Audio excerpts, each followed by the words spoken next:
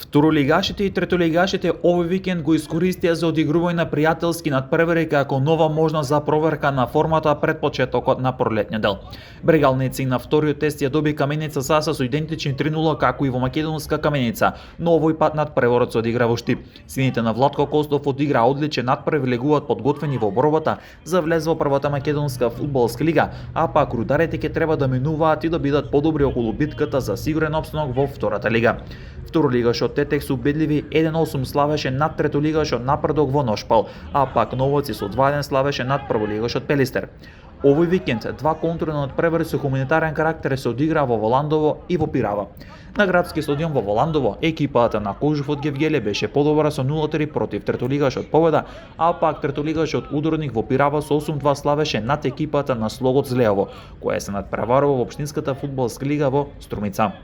Најголем дел од второлигашите следниот викенд ќе ги одиграат своите генералки како последна проверка пред почетокот на пролетната полусезона, која е закажана за 21 февруари.